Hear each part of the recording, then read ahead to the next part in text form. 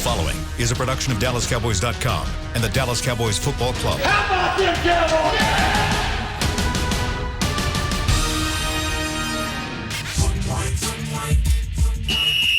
Let's go, baby! Are you ready for a break? Yes. Are you ready for a break? Absolutely. Ready for a break?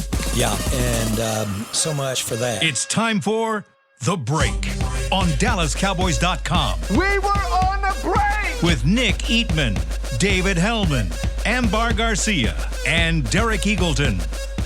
It is Monday, July 26th, 2021, Season 16, Episode number 3. Welcome to the latest edition of The Break. We're live from Oxnard, California. It is Day 5 of Training Camp 2021, presented by American Airlines. Got Dave and Nick here with me. We got a lot of topics we want to hit today. We'll get to a new segment, actually, in the final portion of our show. I call it I Get Around. We're going to see how much these guys get around here in the final segment. We got some player names that we're going to throw to them and see how much they can tell us about them. Why you do it like that? Well, I mean, probably one of our new players, maybe. Never mind. We'll see. We'll see what names we got to throw out for you guys. But before we get started, Nick, you said before the show you had a little announcement you wanted to make. I just want, one of our listeners, longtime listeners, my dad, Tim Eatman's his birthday today. Awesome. Happy birthday. Happy birthday. I haven't talked to him a whole lot. It always happens when I'm out at camp. So here we go. Look at all those people. Hope he's listening.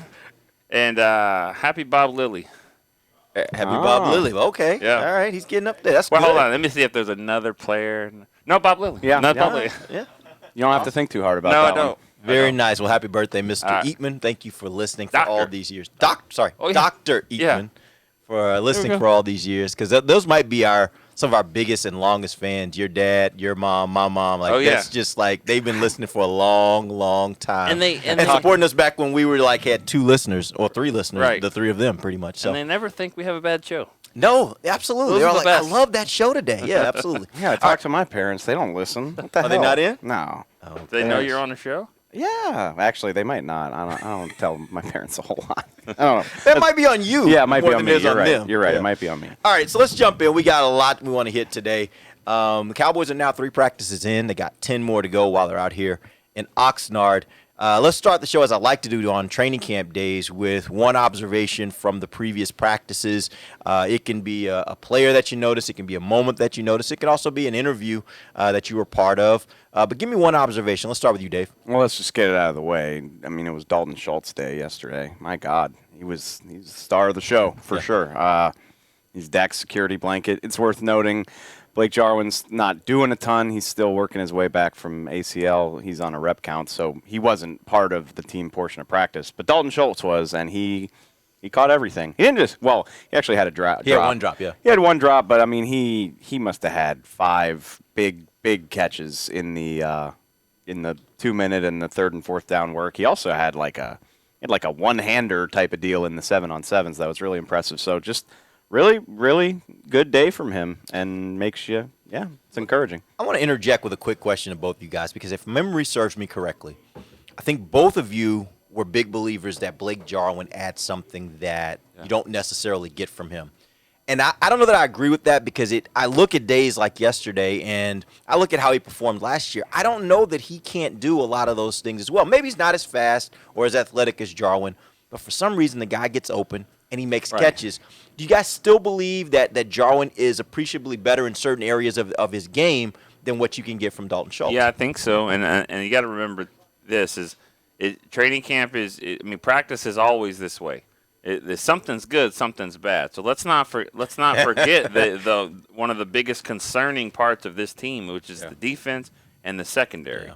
So just because you're lighting up the secondary doesn't mean. Well, but he did it last year in season. What, he had 62, 63 catches? He did. A lot of it was closer to the line of scrimmage, and so not as much of yesterday was encouraging to see him down the field. He needs to do it more in games. But he told me after practice, when I got asked about it, of course, like you guys said, he was like, well, I dropped the pass. So that was the focus, which is good. But he was also like, we want to make it really hard on Kellen Moore to go 11 and 12 personnel. Because he said 11 personnel is outstanding. We got one of the best 11 personnels. We want to make it tough on him, me and Blake, to say, hey, we need to call some 12 personnels. Which is basically saying him on the field over Gallup, over CD. It's a hard one. One of them, yeah. Challenging. Yeah. Yeah. And they got to be able to run block if they're going to do that. That's what makes it intriguing. I didn't come this far driving the Jarwin bandwagon to hop off because Dalton Schultz expect you to. had a good day. I mean, which I like Dalton Schultz a lot. A good year. It's not just a good day. It's a wonderful year and a good day. Like they got two good tight ends. I always say that. Like people look for stress where there shouldn't be any. They're like, what are we gonna do? I'm like, you have two good tight ends. Who cares? Like why is this a problem? All right, let's move on. Nick, what was your observation from yesterday? Schultz, but let me come up with something else. No, good luck figuring out the receiver spot at the end of it. I mean, that's the games are going to matter the most. It's funny, we watch all these practices where we're going to see a lot, and we're going to have our idea. And all it takes is, like, one guy. I think I say this point every year. But, like, you know, I can't think of one of the receivers that isn't making a lot of plays right now. But, I mean, if that guy comes out and has 4 or 5 catches, I mean, in a game. So, the Malik Turner and Osiris Mitchell. Noah Brown's been good. No, well, I don't lump Noah with them. But Osiris Mitchell, Malik. Brandon Smith, the Iowa kid. But what's funny is, and I'm not picking on the guy, but I would say of the young guys, your Texas guy, Brennan Eagles, is probably, I haven't noticed him. And but the way this goes is he's going to be the one that catches 4 balls for 40 yards. Yeah, and touchdown. Like, when they get to Canton, he's going to be the one that has a great night. Right, but is this all kind of a moot point just because I feel very certain in the fact that, barring injury, the first 5 spots are taken? I wonder about that. I think the first 4. First 4, I would say 5. Because of what Cedric Wilson offers on special teams, I think the first 4 are set. You think Noah Brown is at risk? $2 million. I've been on the Noah Brown train forever. Yeah. I defended him when everybody wanted to cut him back when he was just the guy that they strangely decided to throw to in the red zone during games. So I love having you guys together. You rarely agree. But to Nick's point, he's on a $2 million contract, and Stephen Jones he loves talking about how cash-strapped they are and how he basically throughout the spring was like, we would love to fire some of these expensive guys. I mean, he basically said that. Yeah. So I think Noah Brown is one of the 4 best receivers on this team, but if one of these young guys, if they prove that they can do it at a fraction of the cost, that's part of team building. One thing I know is I've seen Noah Brown catch a significant number of balls out here, particularly from 4, and that suggests to me that I would think that he's going to have at least some say in who these receivers are that are going to be catching passes from him when the season gets here. Team building is so much fun because the front office is like, Osiris Mitchell can do this for $600,000. Why are we paying Noah Brown $2 million? And then the head coach and the quarterback are like, because we have years of rapport with this guy, and he does this and he does that. What the hell are you talking about? And he's not a bad player. It's not a situation where he's a bad player. And Noah is off to an outstanding start. Yeah. I'm not trying to dog him at all. It's just these are the realities of putting a roster together. You think there's a chance they might consider 6 here? I think that's our mailbag today. Okay. So, I'll give it away then. Well, go read it on DallasCowboys.com. I think 6 is almost a foregone conclusion in my opinion. Okay. Especially when you factor in, I mean, that 5th round pick usually has every chance to make the team. They're not gonna just give up on a 5th round pick unless he's just terrible. Yeah, you didn't even mention him. And when you mentioned Simi Fehoko has not been terrible. No, he's been good. He's been pretty good, and so that's something to watch. And so that's why I think 6 is on the table here. Well, you hit the nail on the head earlier when you said that ultimately it's going to come down to who plays special teams well. That's how you get that 5th and 6th spots will be all about special teams. So we'll see how that all pans out once we get to the preseason games. Let's move on. Give me a status update on Malik Hooker, the free agent that the Cowboys have been rumored to be very interested in signing at some point. So as far as I'm aware, he's quarantined. Like, he's still testing. He's not done. I think he can get out of that tomorrow. It's probably about right. I think this is the 4th day. So 5 days.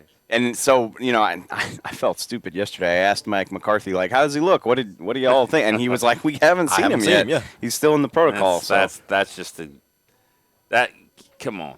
How does he look whenever you decided to bring him in? Like, you guys know something. Give me something. That's what I was kind of trying to get at is, like, you saw him in April or March. Right. You clearly liked him enough to bring him back. You must have an idea that he's doing better, they worked somebody out yesterday, and I thought it might be Malik Hooker, but clearly not because of the protocols. It was this new guy, Kyron Brown, who they signed while we were at practice yesterday. Chiron. Hope he can work it. What's that? It's a Chiron machine. It's That'd a be Oh, nice. yeah, it's a- yeah. Gotcha. Chris knows what I'm It's talking like about. the our most producer. specialized thing in the world. Like you got there's only 6 people. I've had in way the more world conversations about the Chiron than I choose to. But go ahead, move on. But he said there's definitely interest. They clearly see something they like. I would expect he's going to join the team here when he does clear protocol. So keep an eye on that as this week goes along. So that means they got to cut someone. If they sign him, they do. William and I thought we saw the guy yesterday. Really? Somebody's walking to the parking lot with a big bag. Anytime you see a big bag, walking with a big Here, bag, yeah. We've yeah. seen it. Yeah. I mean, I've seen and it. we've seen it all the way up at the top. First Yeah. 2 years we were at Oxnard, the starting quarterback got cut in the middle of camp. Yep. Starting quarterback. Yep. We saw Banks walking through here. We saw Quincy Carter, Chris Beams laying in the bushes, getting the video Still one of the greatest One of the moments in greatest videos of all Cowboys time. media history. Yeah. So we saw a guy last night. Yeah. Long dreads. It's like, big bag. And it wasn't. It was Jalen Smith. He's probably He going. was going on vacation. He's probably going out for off. the Okay. day off. Yeah. It was Jalen. It's Big okay. bag for a night. It was a big bag, but it happens. Because people pack a couple of bags, they don't have the little bags and all that. Yeah, It's just you have 1 or 2 bags, and so. But for a second, we were like, "Oh, I didn't know it was him." I didn't. Of course, William's sitting over here. William knows every person on the team. What he looks like. He can go by their shoes and all that, by their braids, all that. But it was day off. But I'm just saying they got to cut somebody. It's not going to be a starting linebacker. So I got Brown. Yeah, no doubt. Brown, I assume, is filling in for the fact that they cut Rashard Robinson right before training camp. Right. He signed a 2-year deal, but I found out none of the money's guaranteed. So I think that's just a. Yeah. That's interesting for a 2-year deal. Well, I think my educated guess is maybe, if this guy sticks, that way they don't have to deal with him being a restricted free agent or anything like that. But there's no obligation to keep him whatsoever. It's a 2-year deal. I'm but trying to think. It can was do a whatever couple of they years want. ago. There was a guy that they signed like that, just out of the blue, and it was a 2-year deal, and it was like, what? I want to say it was Antoine Woods. They're like, not only did they get him, but they got him, for that sounds familiar. Kind of lock him up for a little bit. So I think don't know. it's just a negotiating thing if he turns out to be good. But so he can replace Rashard, and then the Jets have so many corners over there, they couldn't keep all of them. yeah, I don't know. I don't know. I don't understand that sometimes. You got like that, like he's not good enough to make the Bengals or the Jets or whatever. But Just need it a body. happens. Just need a body to get through camp, happens. man. Real quick, Jerry Jones did also give an update yesterday on a couple of the veteran guys that have not yet practiced. They've been on the PUP list, Marcus Lawrence and Amari Cooper. What are we hearing about when we can expect to maybe see them either on a practice field or on a game field? August, which is coming up here, so that's kind of vague. Yeah. Mid-August. Yeah, mid-August. Metroplex. Dallas. Fort Worth, Frisco, Texas, Ford Center. Yeah. That's when. Because he said after. Yeah. He said after the Arizona No game. California tank, no Ohio tank, no Arizona tank. Good. Yeah, You know, good. honestly, It's fine. I'm questioning whether we'll see a lot of these, even the ones that are practicing right now. If we'll see them in Ohio Tampa Bay or, tank. right? Like we'll see when we get a little closer to the regular season when it comes to games. You know what? I need it. We can have an empty tank here for a while. We don't have to fill this We're thing going all up the way until, in Yeah, on this. we went all in. I'm not ever going to be mad about Pro Bowlers not playing in the preseason, ever. True. Yeah, I'm kind of coming around on your way of thinking as well on that. Was that Just when Romo practice. got crunched over? Sure like was. That? Sure that part was. of it? Yeah. Yeah. You don't, Let's just practice and remember it's that? good enough. Remember when Dak got hurt and it took you 30 minutes to even realize what was going on because it sucked so much. Having that happen when the game doesn't even matter is even worse. Yeah. It's just the worst feeling in the world. So no thanks. All right, we're going to take our first break. When we come back, I want to jump into a conversation. Jerry and Mike McCarthy, both in press conferences over the last few days, have talked about how they can get back to a better performance than what they had last season, and really even historically as they've performed over the last several years. Some people say last 26 years, but I want to talk a little bit about that. There's some questions I have for you guys with regards to some of the players that are on this team and how much optimism they provide you to the fact that the Cowboys can get back to that level of success. We'll talk about that when we come right back. This is DallasCowboys.com radio. Before there was a draft, you could size up a cowboy by 3 simple factors: the crease in his hat, the bend of his brim, and his unbending attitude. A man's Stetson didn't just protect him from what life threw at him, it projected a rugged, unstoppable spirit. Stetson hats are still American-made with pride right here in Texas. They're still the unofficial crown of all self-respecting cowboys, and Stetson is proud to be on the field with America's team. Find a retailer nearest you at stetson.com/cowboys. The Cowboys way, where 16 Hall of Famers and 5 championships shows us what success looks like. Where turkey is always the second best part of Thanksgiving Day. Where we are all defined by one single thing, the star. Where we as fans know it's our job to keep the tradition going. Bank of America is proud to be the official bank of the Dallas Cowboys and to support the quest of living life the Cowboys way. Copyright 2020, Bank of America Corporation. Want to use what the pros use? How about the official men's skincare brand of the Dallas Cowboys, Jack Black? Right now you can get the Jack Black Starter, a curated collection of Cowboys locker room favorites for just $10 with free shipping. The starter includes 4 Jack Black skincare favorites plus a full-sized intense therapy lip balm. Go to getjackblack.com/cowboys and use the code word TEAMJB. That's getjackblack.com/cowboys. The Jack Black Starter, $10, free shipping. Honey, big news. Gary, are you okay? Oh, I'm not Gary anymore. I'm Jackie Flash. What? See, I want the latest smartphone, but the best deals are only for new customers. So, to get a new customer deal, I changed my name to Jackie Flash. Okay, but the best smartphone deals at AT&T are for everyone, new and existing customers. That's huge. Then guess who's getting a deal? Is it Jackie Flash? Jackie Flash. It's not complicated. At AT&T, our best smartphone deals are for everyone. Restrictions apply. Visit att.com for details. Back to the break. The New Era Sideline Collection has landed in stores, so fans can wear the same headwear as the team. Just head to the Pro Shop, your official store of the Cowboys Nation. Get the 2021 New Era Draft Cap. Visit your Dallas Cowboys Pro Shop or online at shopdallascowboys.com. Welcome back to the second segment of the break. We're live from Oxnard, California, and we're talking Cowboys football for 45 minutes here on the set. Got Dave and Nick with me, and let's talk a little bit about the success of the Dallas Cowboys. There were a lot of questions during the opening press conference. There have been some since then to Jerry and Mike McCarthy about how this team gets back to just being good, because last year they weren't, or even getting back to the point where they were in the 90s where they actually were a Super Bowl contending team. So I have a list of questions here that I'm going to ask you guys about some of the facets of this team and what they mean to maybe the overall success. Let's start with the first one. Which is more important to them being better this year than last year? The return of Dak or the return of Tyron Smith and Lyle Collins? And you got to give me one. You can't just say both. You got to give me one. Which way do you go, Dave? Dak. And you're not wrong, but like you've been big on that train that the tackles are so important, and they are. But like quarterback, always quarterback. It's Dak. Yeah, I'd say quarterback there. I mean, if you're gonna combine the tackles, I mean that's big there. I mean, it's 2 tackles, but because you didn't have either one of them last year. You'd rather play 17 games with Dak Prescott and your backup tackles, and or Secchi and Terrence Steele, or Garrett Gilbert, whoever you want to put out it right. Yeah, I was going to give you Andy Dalton, but just to be nice, but you don't have him anymore. So 17 games of Dak with mediocre tackles, or 17 games of Garrett Gilbert with good tackles. I would rather play Andy Dalton than the 2 starting tackles. I was, as you were saying, I was but like, it's not Andy Dalton right now, and I don't no know. way. No? I would no.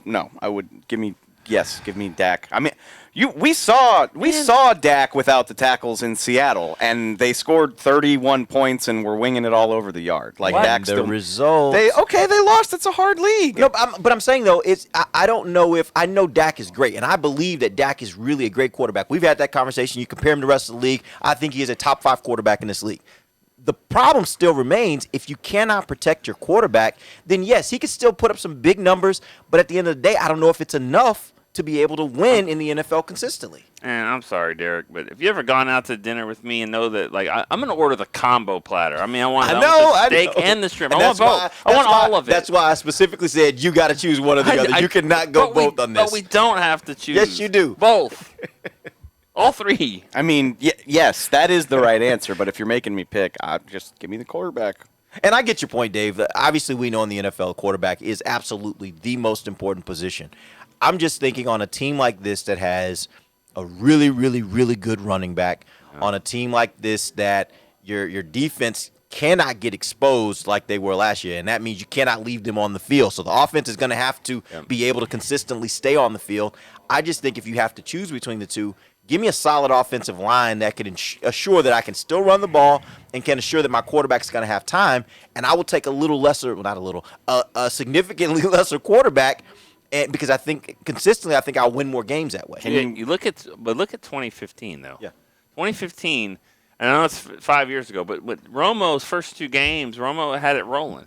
And then he gets hurt. And, 4-12. But the 2 that they win when Romo comes back, the team doesn't just drop off, play better. That was a pretty good offensive line, 3 starters in the Pro Bowl. But I think if you go back to the first 5 games of last year, they didn't win them all, obviously, but they were putting up numbers. Terrence Steele starting all those games. In Seattle, Atlanta, no Flozell in those games. Lyell was out the whole time. Dak got him in position. They didn't win all of them. They lost some, but it was right there about 500. And that's Dak with those guys. I think Dak is a huge difference maker. We saw. A huge difference. That's what we say all the time, right? Is like the Cowboys were only as good as 8-8 all those years because Romo was dragging them along for the ride, basically, Which right? was what Dak was going to do. He was going to drag them to 8-8 last year. Probably. Yeah. Your point's not wrong, but I just think quarterback's too important. And we are splitting hairs here a bit. The hope is that you're going to have all 3. Yes. But I do band think back together. Yeah, I do think that last year a lot of what they experienced, in my opinion, was about the tackles, and I think it all gets dumped onto a lot of cases gets dumped onto Dak. I think the tackles had as much, if not more, to do with that. Agree. Absolutely. Let's move on to the next question. Who will have a greater impact offensively this season, Zeke Elliott or CeeDee Lamb? Zeke to me because he's still the starter. He's the main guy, and it's a pick your poison type thing with CD. He's gonna have some big games. There's gonna be some games that maybe they shut him down and the ball goes over here. But I think if everything's working the way it's supposed to work, Zeke's the guy that's supposed to get the ball. They want to run out the clock with him. If you can get to that point, I think it'll still be Zeke. Yeah, I think and I love CD, and I think he's gonna take another step. He'll be better than he was, but I'm not ready to say that he's the guy that the other team is game planning around heading into that week yet. Maybe we'll see how that is by week 3, 4. Yeah, 5, maybe he will be that guy, but I'm not ready to say he's that guy yet. And you still have 2 great receivers.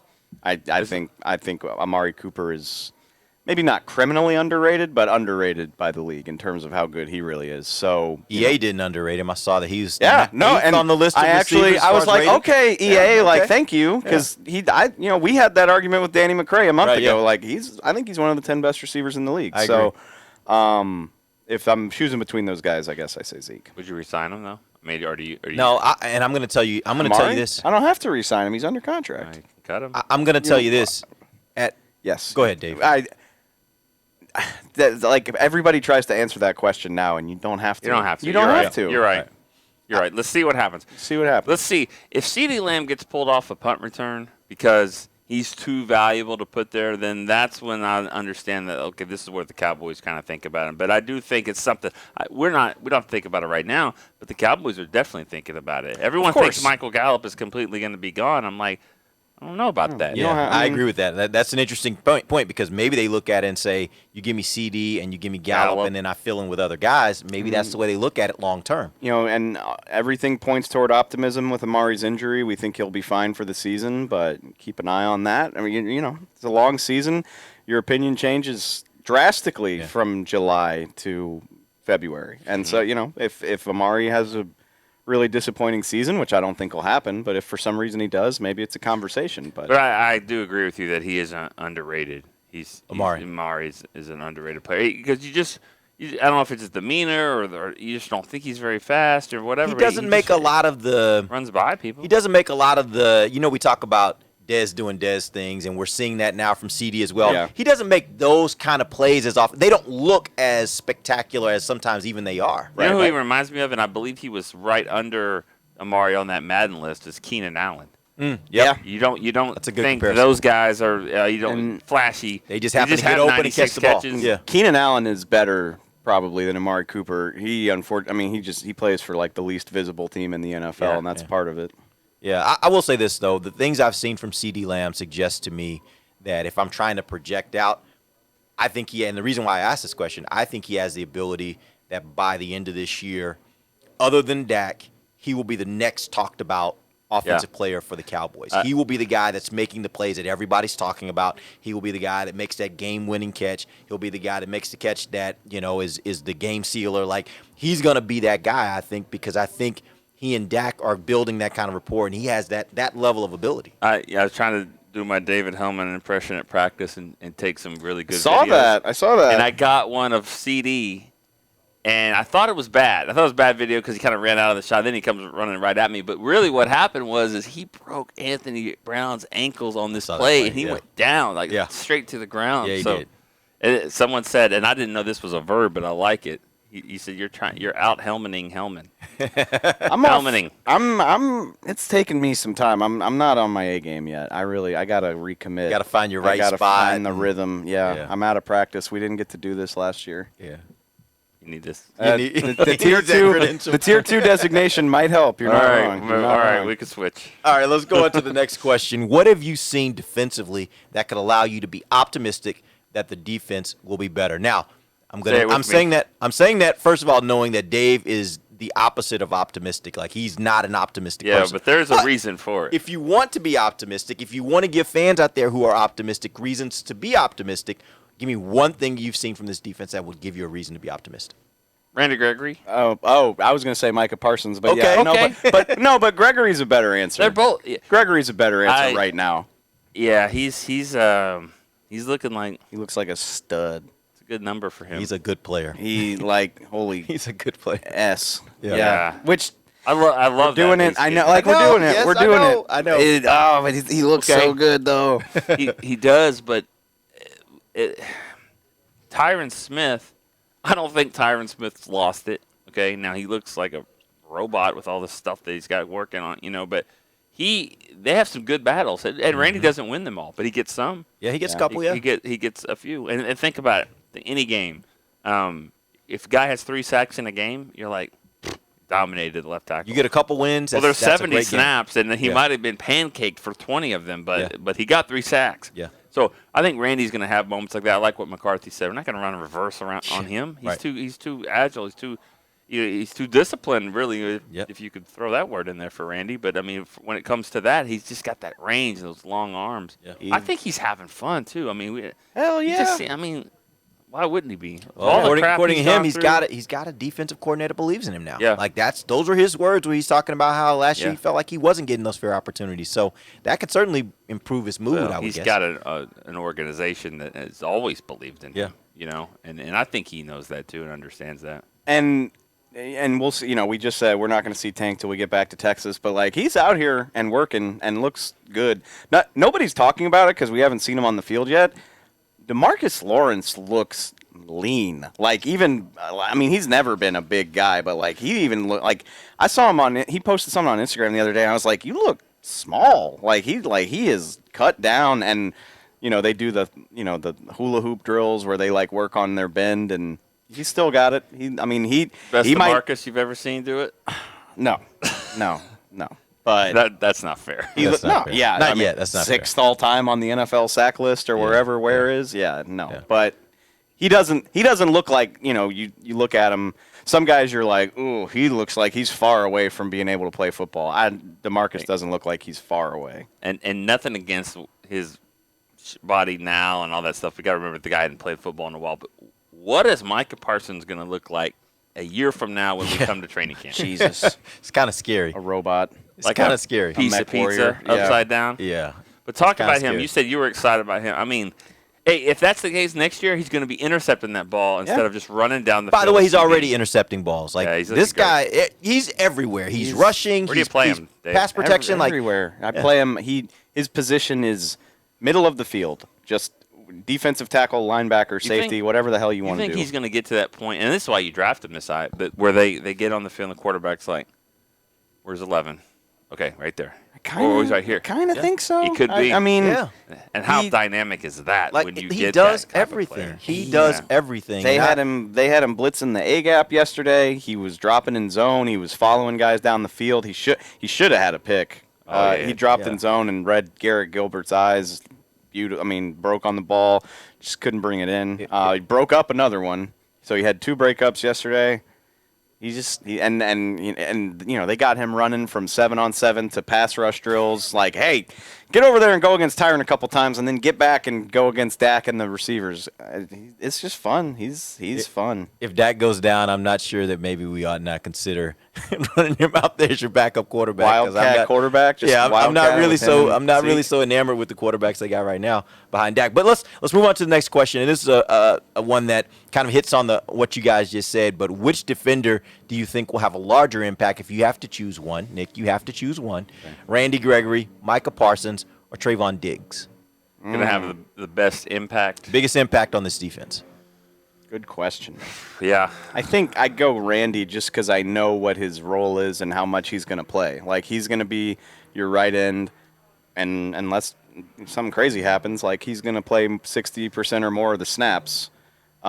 Diggs will too, but pass rush is more important to me. Do you want to alter? I know earlier this offseason you and I had that little gentleman's wager on whether we thought Parsons would be a starter to begin the season. Do you want to stick with that, or do you want to change that up a little bit? I told somebody yesterday, I was like, I might be in trouble on that, but I'm not ready to bet. Because remember, all I said was first snap. Yeah, no, I get that. I feel okay thinking that they'll be like, all right, Rook, you get out there for this next one, but let Jalen have this. Let Jalen get the start stat. I know one thing. I mentioned this to Nick yesterday in the press conference, and this may mean absolutely nothing, but Mike McCarthy was asked about Jalen Smith, and in his response, he spent the majority of the time talking about Micah Parsons. I don't think that's an accident. The point he was making was there's a lot of competition at linebacker. I might wind up owing you dinner, but I'm a man. I'll stick with it. All right. Do I get to pick the place, by the way? No. Okay. Well, you can pick the place. Just don't kill me. I mean, all right. let's not go to Nick and Sam's. We'll figure it out. Yeah. All right, Nick. I think all 3 of them are dogs, and I think that mentality on defense can be better just by the 3 of them, and they're on all levels too. I think Trayvon Diggs is really, really going to have a big impact. I agree with it on that. I'm going to go with the pass rusher because the pass rusher can make Diggs a better player. Pass rusher? Well, of the 3. Yeah, and I get you that you're saying that Parsons will blitz and I'll do all that stuff too, and that'll help. But Gregory, Bill Cowher, okay, rush the quarterback. Just rush to the quarterback, and he'll make Parsons a better player. He'll make Diggs a better player.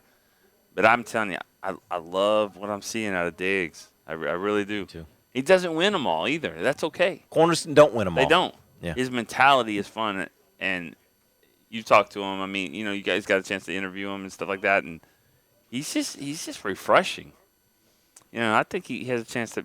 We asked that question. I guess it was on the show with Shannon and Nate yesterday about cornerbacks that are dogs. I mean, it's hard to have that mentality, really. Yeah. But he can be that. He's got and I think the thing that gives me pause about Diggs is I'm not a big believer in the rest of the secondary, and it's a fascinating debate, and there's plenty of evidence that suggests having a dominant secondary is better than having a dominant pass rush. But this isn't a dominant secondary. Like, Diggs looks really promising. I don't feel amazing about anybody else back there. Well, not to get too far into that, but give me an example of a team where you have a dominant secondary, but the pass rush isn't as dominant. I mean, because to me, they seem to go hand in hand. Typically, when you have a really good secondary, you have some beast up front. I can hear what you're about to say, so don't. No, I'm not going there. I'm just saying, give me some ideas. No, just don't. I mean, Seattle's pass rush was good. It wasn't on the caliber of what those players were in the back 7. Like 3 Hall of Famers in the secondary, and the pass rush was good, but who was the best one? Michael Bennett, probably. Which, good player, not like he's not going to the Hall of Fame. Neither's Cliff Averill. There's some years where he played really, really well. Not this dumb. And even and they're not the best in the league right now, but Miami's defense is good because their secondary is good right now. Buffalo is similar. They got a couple solid safeties. Tre'Davious White's good. 95 Cowboys. They were pretty good. All about the secondary. Well, Dion covered half the field, and Darren Woodson was back there as well. Now, we also are talking about the greatest cornerback in NFL history. Well, Right. That's my point. Is right. if you have an amazing secondary, you can have a great defense without a pass rush. But that's not what this team has. So could that also go as far as to say if you have an amazing one cornerback, that could make the difference for the rest of the secondary, make the rest of the secondary a great secondary? Sure. Yeah, the Jets did that with Revis for a few years. Right. Yeah, But- absolutely. But Diggs isn't there, and Right, that's yeah, absolutely. the sad part Right. is that Diggs is going to have to go up against the best receiver night in and night out, and he's not. And that's for that. that's the point I'm trying to make. Is I feel great about where Trayvon Diggs is going. I'm not sure he's got enough help back there right now that it's going to pay off for him at least right away. I'm not sure that of your three guys that you mentioned, I'm not sure Keanu Neal might not be the better player on this whole. I mean, he might be. You're saying he might be the best player on the entire defense? He might think be so? the glue. Yeah. I just want to. And this is a conversation I had with some people last night. A lot of Dalton Schultz's wins yesterday came Yeah, I saw against that him too. in coverage. Now, Jalen had his fair share, too. I saw him on a few of those. I'm not here to bury somebody based on one day of practice, but that, going back to what Nick said at the top of the show, like when somebody does good, that means somebody did bad when it's all the same team. And Dalton Schultz was beating up on Keanu Neal a little bit. Yeah. All right, we're going to take our – go ahead, Well, Nick. he's not a safety. He's a linebacker. Exactly. Good point. All right, so we're going to take our final break. When we come back, we'll get to our new segment, I Get Around. We're going to see how much these guys get around. We'll do that when we come back. This is DallasCowboys.com radio. Oh, God.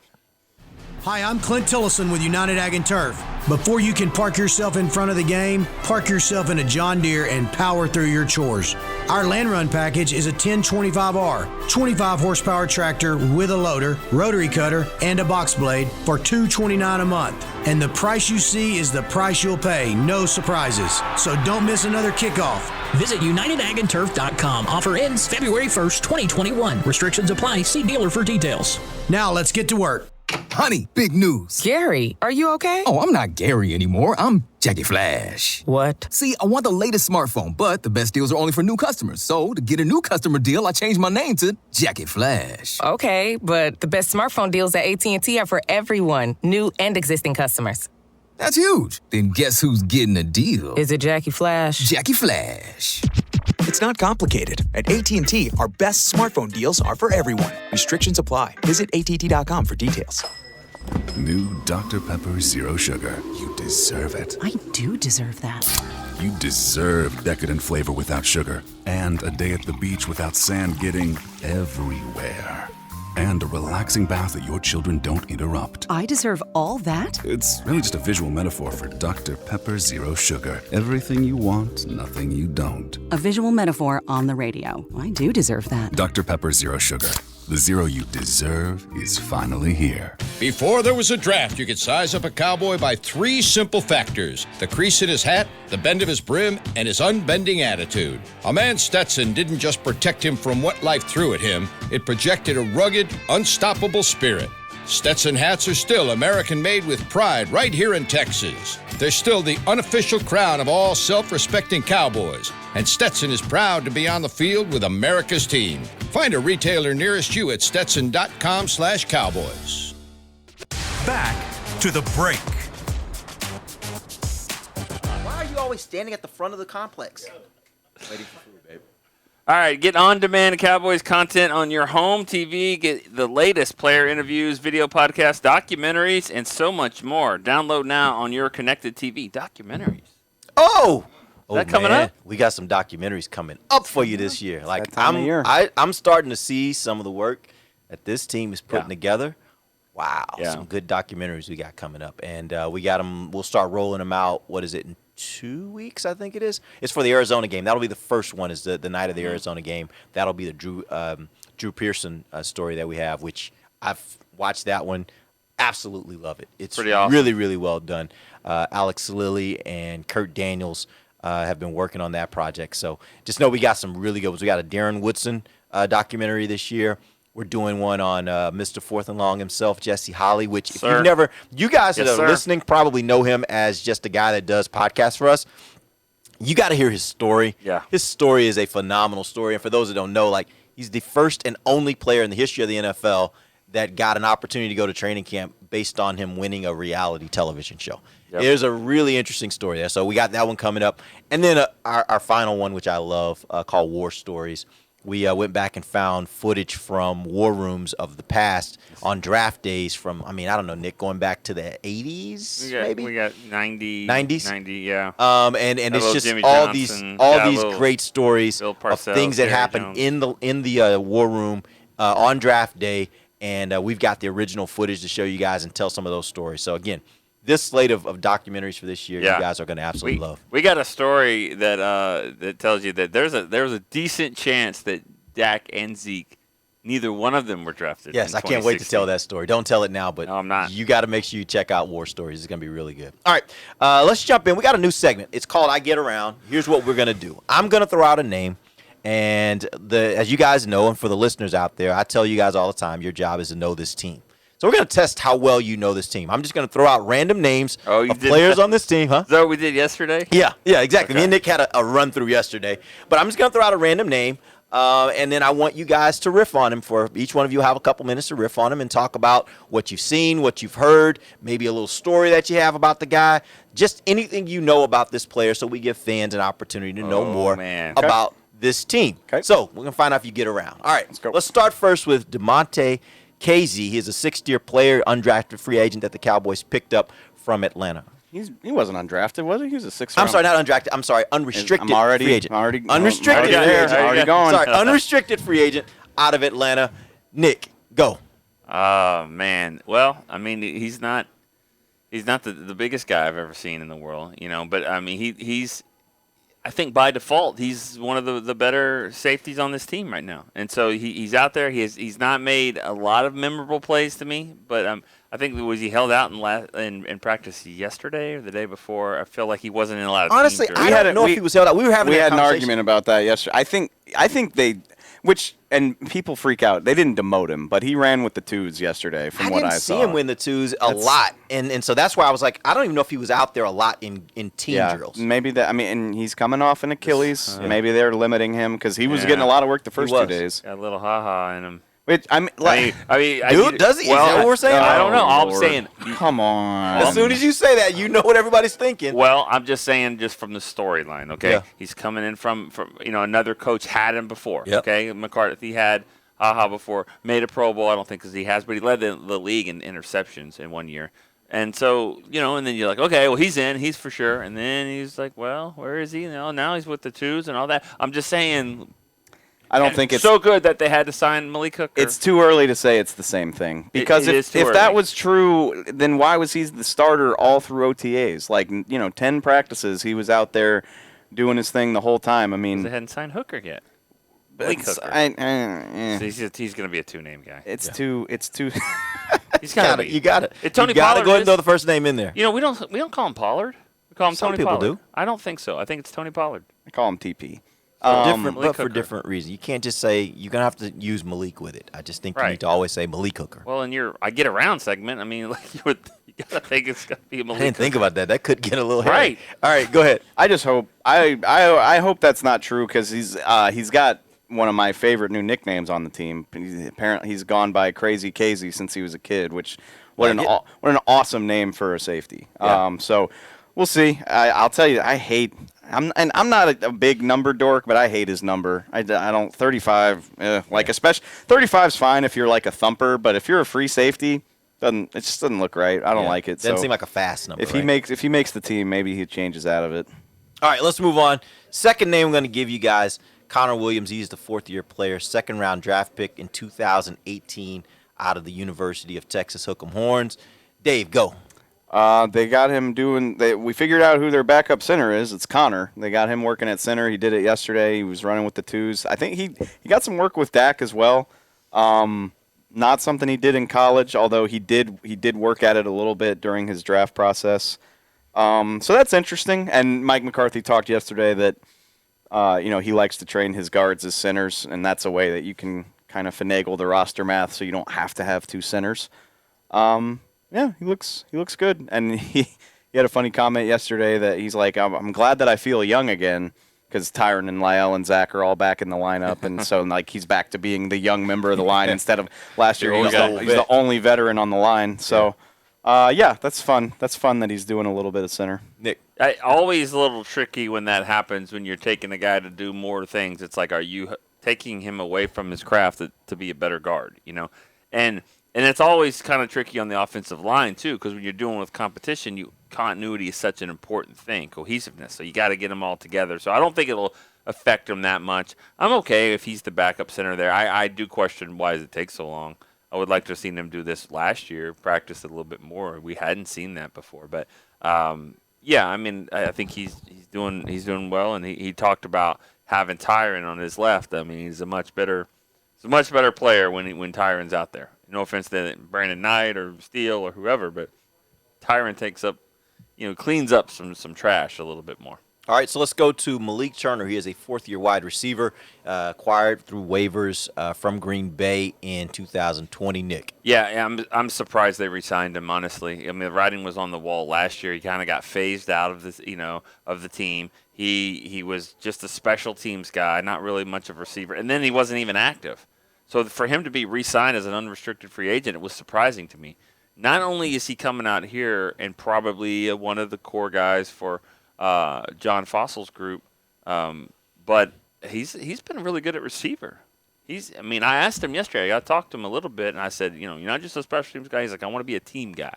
I want whole team. I want them to say, put him on teams, put him at receiver, anywhere, and those guys are real valuable. So we didn't mention him yesterday or earlier today when we talked about that, but he's right in the mix. He's made some plays. Yeah, probably the best throw of Dak's camp so far was to him. It was like a flag route down, far coming to the sideline, made a great sliding catch. There's always a guy that flies under the radar that the coaching staff values a little bit more than people realize, and maybe he's one of them. Because talking about John Fossil was working with him on punt stuff yesterday for a while after practice. And, he's the type of guy that's going to need to play a lot of snaps in the preseason. If he does a good job with it, who knows? Kelvin Joseph, he is a rookie cornerback. He was the second-round pick of the Cowboys this year out of Kentucky. Dave, go. I don't have a ton to say yet other than that, I feel like there was a narrative that people were like, oh, no, like he's already fallen behind. He had COVID in the spring, and he didn't get to practice, and he's rookie year's already a wash. And that's not true. I mean, he's fighting out there. He looks like he belongs. He had a pass breakup on a long ball a couple days ago against Dak, and I don't remember who the receiver was. Noah Brown. I think. So he's battling. He doesn't look like a liability, but I can't say that he's jumped out to me in this insane way, but he's part of the mix for sure. I was trying to walk behind the defense there during a practice, trying to get out of the way, but as I was doing that, there was a play on the sideline. I don't even think the ball went that way. I just think it was a reaction play that he kind of saw the running back or whatever. And Al Harris, the cornerbacks coach or backs coach, got so excited about that. He was like, "You saw it. You saw it, Kelvin. You saw it." Like he was like so excited, jumped up, pat him on the helmet. He was just like, I don't even know what it wasn't even, again, the ball wasn't his way. It was just more about the zone or the coverage. And how he let the safety take it and went and got the running back. But I'm telling you, like, Al Harris was excited. It probably means that there was a few plays that he hadn't been seeing it. But so it's early. And he's got a learning curve there. But we'll see. Jeremy Sprinkle, fifth-year tight end. He was a unrestricted free agent that the Cowboys picked up from the Washington football team. Nick, go. He hasn't done a whole lot. He really hasn't. Arkansas guy. Yeah, he's an Arkansas guy, and he was a good pass catcher at Arkansas. He played two tight ends with Hunter Henry. I always forget. I don't know which Henry it is. You always forget. Yeah, that was your guy. Oh, there's 17 Henrys at Arkansas. Yeah, he was like his brother, American. Hudson Henry, and then there's another tight end at Arkansas now, and his dad was Mark Henry. I don't know. Henry. Mark Henry as in the wrestler? No, not as the wrestler. It's a different guy. I was wondering. Sexual chocolate? I know Mark Henry, but go ahead. A little different. Okay. A little bit? It would have been cool, though. I haven't seen a lot of Sprinkle. I haven't. I just haven't. I thought, again, what he's here to do is to be an on-the-line blocker on tight end, and I don't think at this point we'd saw a lot of that of Blake Bell either. I think he's going to be the third tight end that can do some blocking, some things like that, but I haven't seen any of the other tight ends do much either. The backups. See, I don't quite agree with that. That's Sprinkle's probably on this list, the name where I'm like, I don't got a lot for you. Come on, get around. He's been out there. No, but I was gonna say I've even seen they've featured Sean McCune. Oh, yeah. More. I'm thinking of the other guys. You're right, McCune. Yes, They've featured McCune a good little bit on some of the rollouts and the boot stuff. But I can't stress enough. I feel like I'm like everybody just keeps forgetting that they haven't put pads on yet. Like these are OTA practices basically. Jeremy Sprinkle's game probably doesn't translate super well to this style of practice. So when they start doing the run fits and you start watching people setting the edge and thudding up, I bet he'll show up a little bit more than he has these first few days. Yeah, and that may be more the role that they're going to ask of him, and so he doesn't show up right now, whereas, right now it's really the skill players that we're noticing more because they're the ones that can actually get out there and run around. You can see what they do. We started this show off talking about how, great the receivers look, which is, that's a right. It's a rite of passage every year because it's the easiest thing to notice in these practices. All right, that's a wrap, man. We appreciate you guys joining us. We'll be back on Wednesday, and we'll give you guys some more updates. The Cowboys will practice tomorrow, and then hopefully a little later this week. I did get a little note from our buddy Brian. He's going to try to jump. Brian Broad is going to try to jump on with us on the show later this week, either Wednesday or Friday. See if we can jump in here with us and give us some of his thoughts about training camp. We'll do all that later this week. For Nick Eatman, Dave Hellman, I am Derek Eagleton. This has been The Break, live on DallasCowboys.com radio. This has been a production of DallasCowboys.com and the Dallas Cowboys Football Club. How about this, Cowboys? Yeah!